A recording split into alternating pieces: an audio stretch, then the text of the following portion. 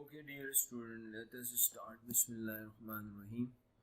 That is our second lecture on this SBR IAS 16.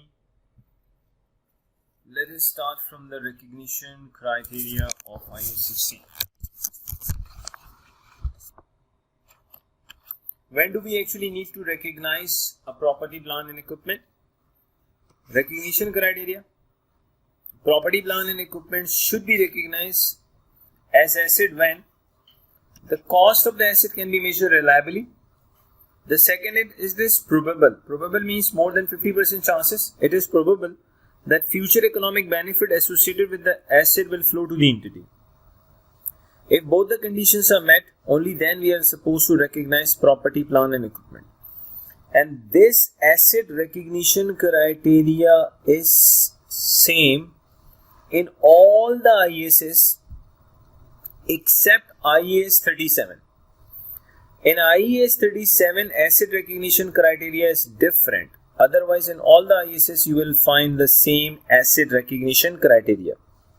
And surprisingly, this asset recognition criteria given by IAS 16 and other IASs is different than what revised conceptual framework says. As I mentioned in the previous video also, when there is a difference between what IAS says and what conceptual framework says, in that case we need to follow what IAS says. Then we are not going to follow conceptual framework. In easy words, conceptual framework is not going to override any IAS or IFRS. The concept. Now let us discuss what conceptual framework says relating to recognition criteria of property, plant and equipment. The revised conceptual framework says that elements are recognized if recognition results in relevant information. For example, assets and liabilities are recognized when they provide relevant information, and second, a faithful representation of asset or liability resulting income, expense or equity movement. Obviously, whatever conceptual framework is saying, IAS 16 does not say the same thing for recognition criteria. That is why it is written over here. The recognition criteria in IAS 16 and most other IFRS and IAS standards differ from the above because they were based on previous versions of conceptual framework and were not updated when the conceptual framework was reissued. Actually, we have revised the conceptual framework, but we have not revised the recognition criteria in IASs or even in IFRS. Basically, the recognition criteria in IASs as well as in IFRS is according to the previous conceptual framework. The conceptual framework, this is very important. The conceptual framework does not override the requirement of the individual IFRS and IAS standards. The recognition of property, plant and equipment is therefore determined by reference to the criteria in IAS 16. Obviously, we need to follow IAS 16. So, you need to know two things very well. According to the conceptual framework, you need to recognize asset as well as liability when it provides relevant information. And second point is a faithful representation of the asset or liability. I'm just giving you an example. Later on, obviously, we'll discuss these conceptual framework also in, I would say, too much detail. But just let me give you an example of this relevant information and faithful representation. For example, when we'll be discussing, inshallah, IAS 32, then I'll explain you a concept of derivative. When it comes to derivative, I'm just giving you an idea. We do recognize a derivative even though it is possible that we might not have incurred any cost, and it is also possible that we might have incurred a very little cost. Still we recognize the derivative because recognition of derivative gives a relevant information and faithful representation. So that is why we do recognize the derivative in our books, and we have an accounting on derivative as well, which we'll see inshallah in IAS 32 as well as in IFRS 9, but not right now. So according to conceptual framework, you need to recognize asset as well as liabilities when they provide relevant information and faithful representation. And another thing which we have discussed is whenever there you will find the difference between IS and conceptual framework, obviously then we need to follow what IS says, what IFRS says. Let's move ahead. Now let us discuss how to calculate initial cost of property, plant and equipment. And let me tell you one thing. Initially under IAS 16, property, plant and equipment is measured at cost. Repeat. Initially under IAS 16, we measure property, plant and equipment at cost. So right now we just need to discuss how to calculate initial cost of property, plant and equipment. Property, plant and equipment that qualify for recognition must initially be measured at cost, element of cost. We take purchase price. From the purchase price, we deduct actually trade discounts and rebates. We add import duties and we add non-refundable taxes. Plus directly attributable costs incurred in bring the asset to the location and intended working condition. For example, direct material and labor. Initial delivery and handling costs we are going to add into the carrying amount of the asset. Installation and assembling costs, cost of site preparation. Obviously, if I am going to install, let's say, property, plant and equipment, then before installing the property, plant and equipment, I need to prepare the site. Professional fees, legal, architect, engineer fees, I am going to capitalize. Cost of testing, pre-production testing. The cost of pre-production testing will also be capitalized. Basically, for example, if your organization is installing a new property, plant and equipment, as soon as the installation is completed, normally we don't start the production. Before the production, there is going to be pre-production testing. The objective of the pre-production testing is so that we need to make sure that yes, we are getting the same quality, we are getting the same product for which we have installed this asset. So cost of testing pre-production you need to capitalize. But over here there is a simple concept. What is the concept? For example, in pre-production, organization has made samples. Okay. Assuming the cost of the sample is $10,000. Repeat. In pre-production testing, let's say organization has made a number of samples and the cost of the sample is assuming $10,000. Now there are two possibilities. Number one, all the samples are consumed by the organization. If this is the case, entire 10,000 will be capitalized. Entire 10,000 pre-production testing sample production cost will be added to the cost of the asset. But for example, let's say organization has produced number of samples and instead of consuming them, organization has decided to sell those samples, and assuming revenue from the sample is, let's say, $3,000, which means that now you're not supposed to capitalize $10,000. Now you need to capitalize only $7,000 because organization did incur $10,000 on pre-production testing, but all the samples which were produced from pre-production testing, organization did not consume them. Instead of consuming, organization has sold to the customers and assuming they have generated the revenue of $3,000. So in that case, instead of capitalizing $10,000, organization needs to capitalize only $7,000. So simply, from pre-production testing, if we are making samples and we are not consuming the samples, we are selling the samples, then net of revenue, the pre-production testing cost will be capitalized. In addition to that, if for example, we need to dismantle the property, plant and equipment at the end of its useful life, and let's say we need to restore the area where that plant is installed, in that case, according to IAS 37, we need to calculate the present value of that dismantling as well as restoration cost. And present value of dismantling as well as restoration cost will be capitalized. And I'm going to make the entry, property, plant and equipment will be debited, and obviously present provision relating to dismantling and restoration will be credited. So if there is any obligation to dismantle the plant and restore the area, then we need to calculate present value of dismantling as well as restoration cost. So estimated cost of dismantling, site restoration, decommissioning should be capitalized if the entity has a contractual or statutory obligation at the date of installation or constructive. Basically, contractual obligation, we know that by contract, and statutory obligation means due to the law of the government. Let's say government has demanded you that according to the law of the government, due to the law of the state, you have to dismantle the property, plant and equipment, you need to restore the area.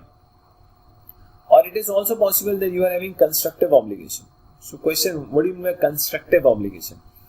Actually, constructive obligation arises due to the past practices of the company. For example, today your organization is installing property, plant and equipment A, okay, and there is, let's say, no contractual obligation on the organization to dismantle the plant, and there is no law which says to the company that you have to dismantle the plant and you have to restore the plant or you have to restore the area. There is no such law at all. But since assuming the past of the organization is such that whenever they have installed the plant similar to one they are installing today, in the past, previously they have always dismantled those plants at the end of their useful lives and they have always restored the areas. So which means that due to their past practices, people will be expecting the same behavior, same results from this plant also. So due to the past practices of this company, there will be a constructive obligation on the organization. So constructive obligation actually comes on the company due to their past practices. It could be from their published policies, any public statements. When we will be discussing inshallah IAS 37, then we are going to discuss this constructive obligation in more detail. And let me just tell you one thing. The accounting for legal obligation and constructive obligation, the accounting is same. And obviously we need to discuss accounting. So what we need to do? In case of any dismantling and site restoration cost, we have to calculate the present value of that dismantling as well as restoration cost, and we have to capitalize it. The double entry will be property, plant and equipment will be debited with the present value and provision will be credited. And you need to exclude certain costs which are not supposed to be capitalized. Feasibility study cost, we have to expense out. Cost of opening new facility, introducing new product services. For example, we are doing marketing for opening new facility. Of course, that marketing cost will be expensed out. Abnormal wasted material, labor or other. In case of abnormal wastage, you have to expense out. You are not supposed to capitalize it. Let me explain you something relating to errors. Actually, there are two types of errors. We have two types of errors. One is controllable error.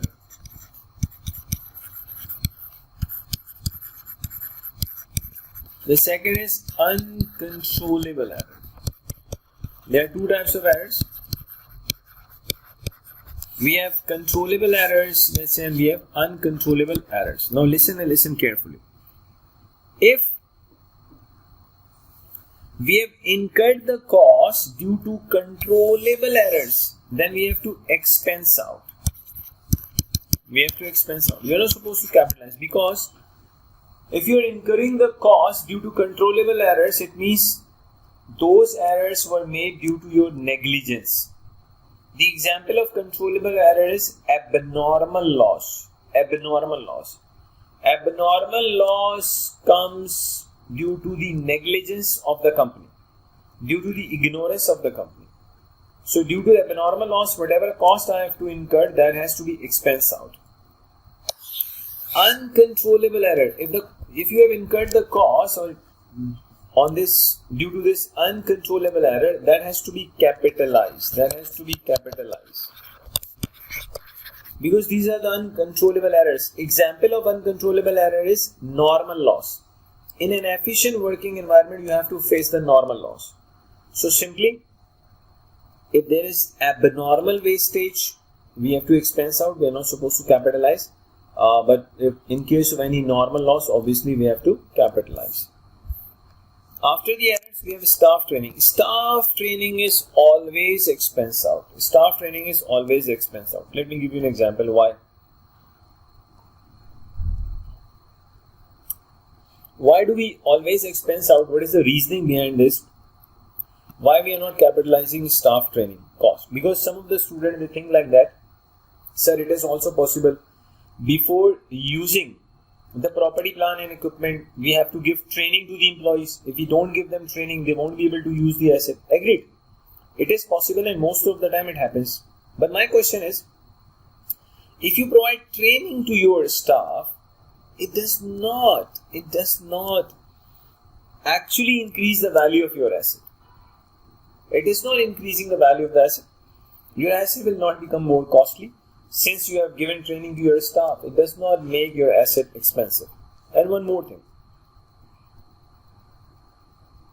Actually, when you are giving training to your staff, so obviously the skills of your staff will increase.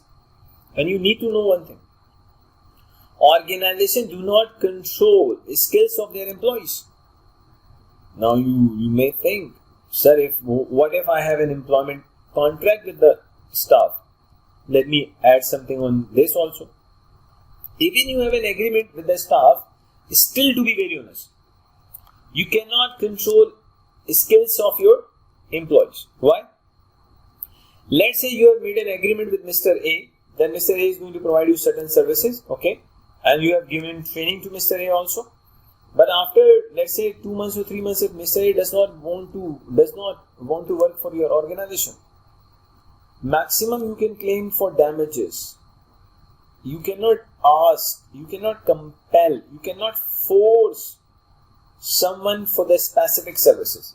Even the judge cannot do that. Maximum the law can provide you the damages from the client. If law also cannot give you the specific services from the same individual.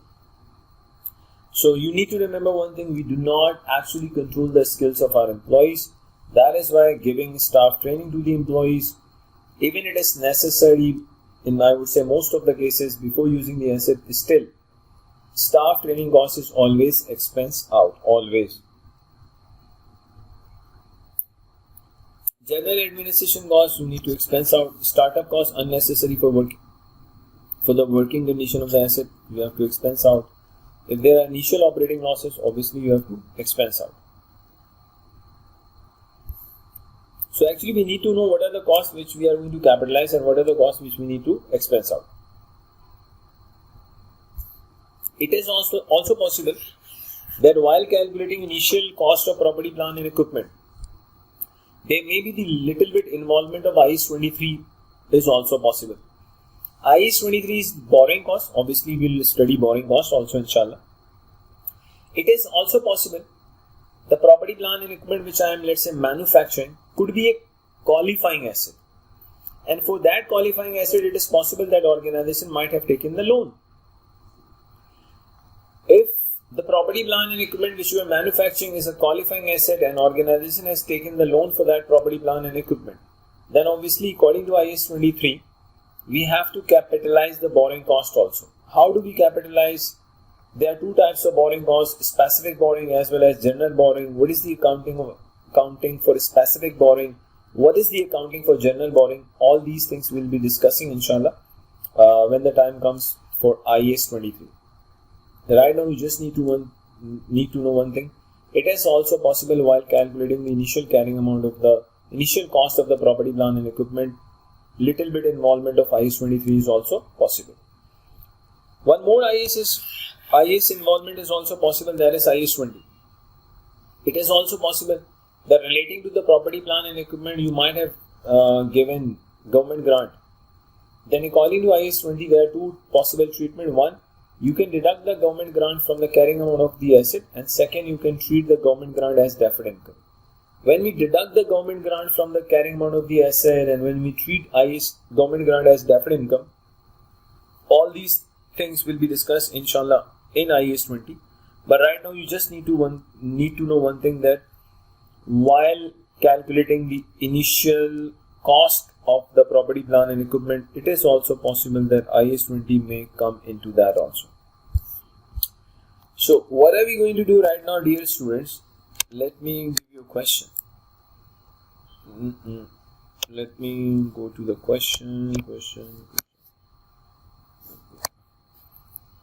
Just yes, it is on page number 7. Okay, this question is on page number 7, initial cost.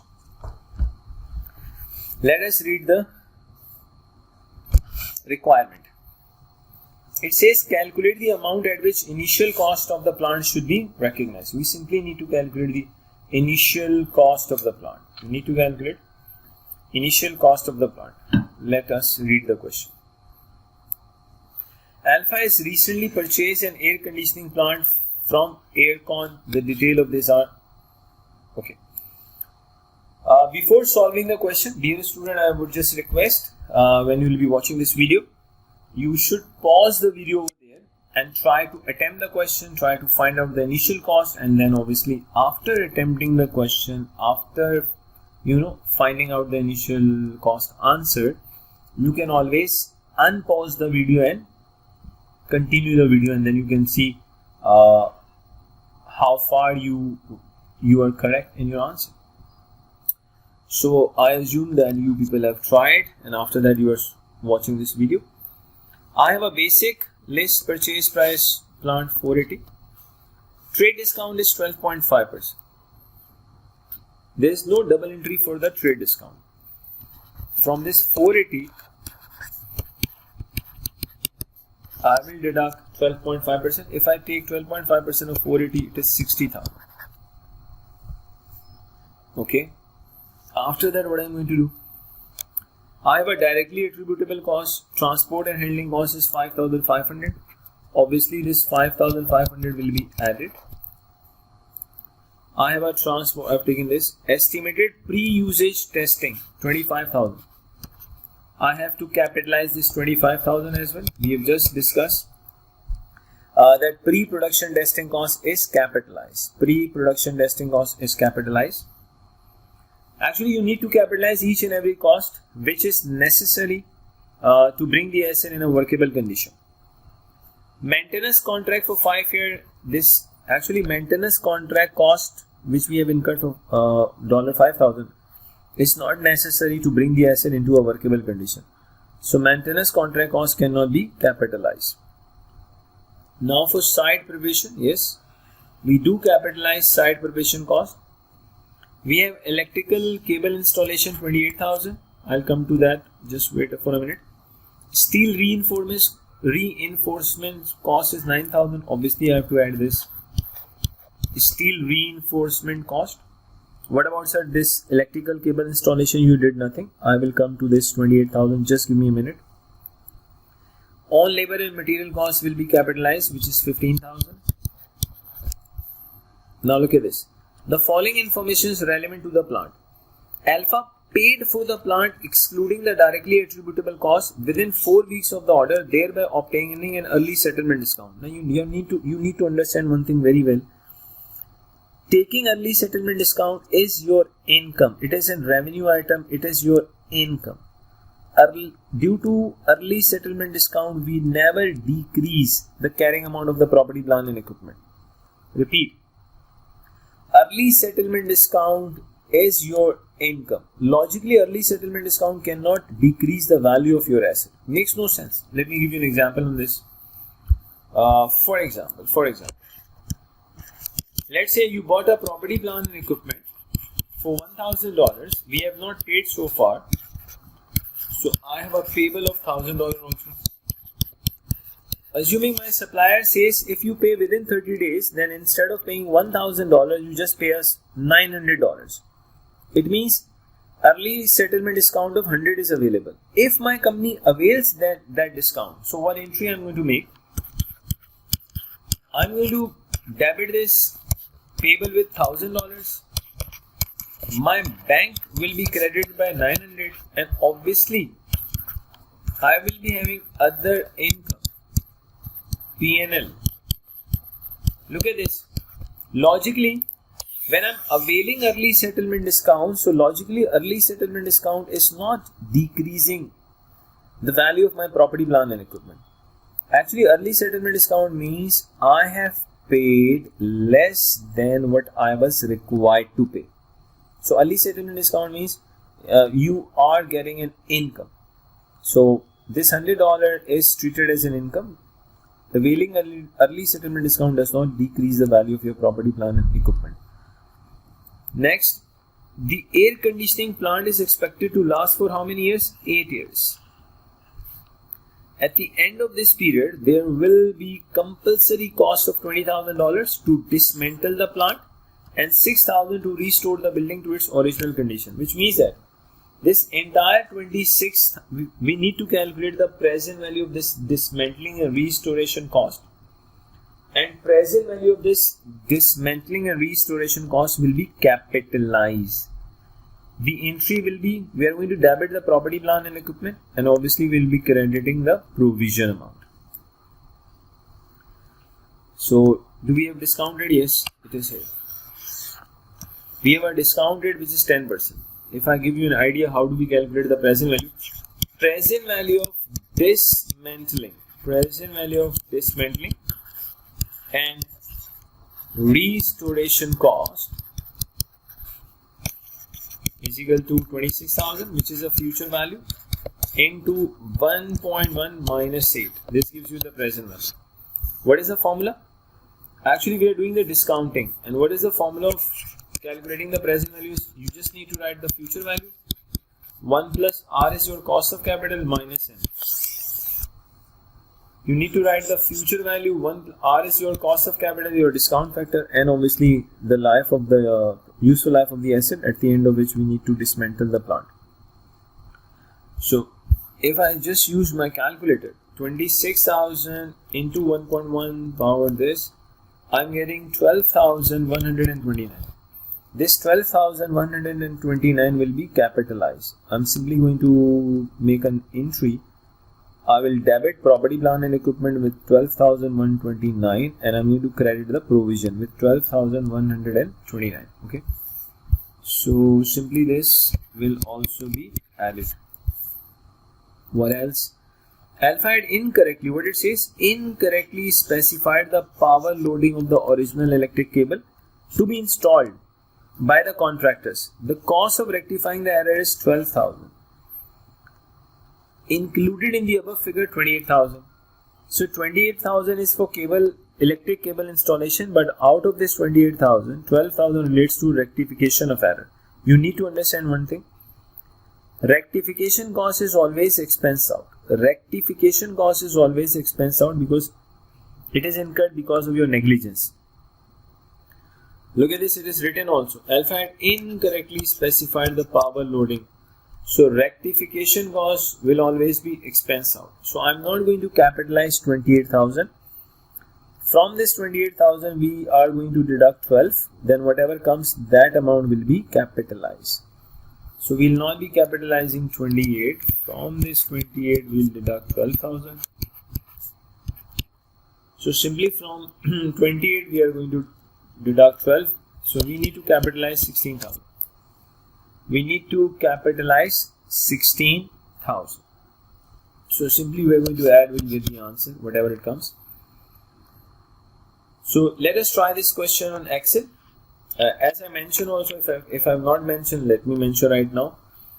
In this SBR syllabus, obviously you will be finding a really big chunk of the question on main CB platform given by obviously ACCA.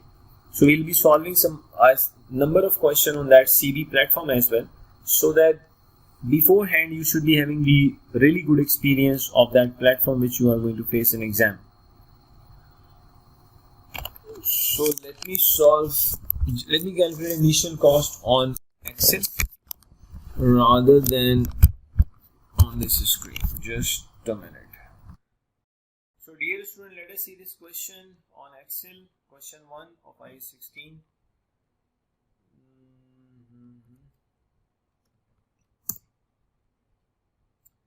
Basic list price. Basic list price is 480. Yes. From this 480 I need to deduct trade discount, and there is no double entry for the trade discount. We have to take 12.5%. It is 60,000. Then we need to add directly attributable cost. Dear student, please close the mic if your mic is open. Add directly attributable cost. In directly attributable cost, we have transport and handling cost. We have transport and handling cost. The amount of transport and handling cost is 5,500. Then we have pre-usage testing. We have pre-usage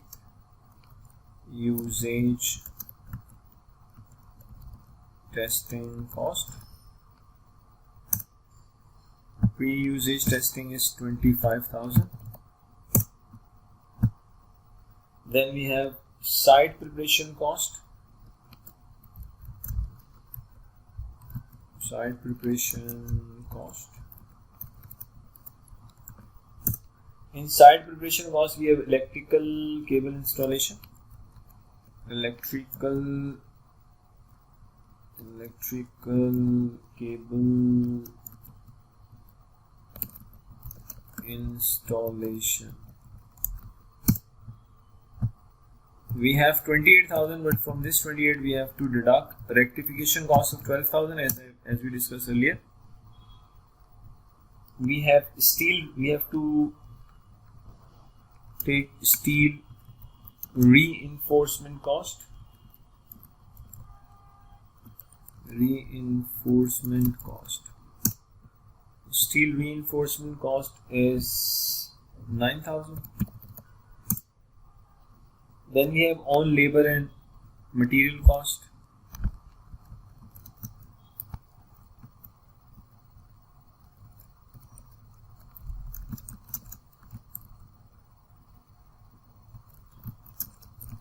Own labor and material cost. The amount of own labor and material cost is 15,000. Then we need to add present value of dismantling and restoration cost.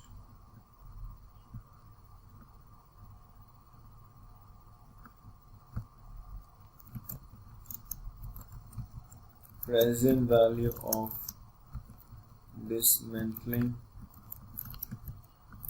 and restoration cost.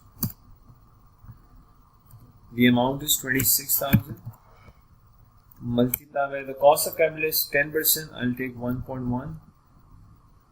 Power is with shift and 6 minus 8. Because at the end of 8 years I have to dismantle and restore the area. This is the present value of dismantling and restoration cost. So I strongly believe we have taken each and everything.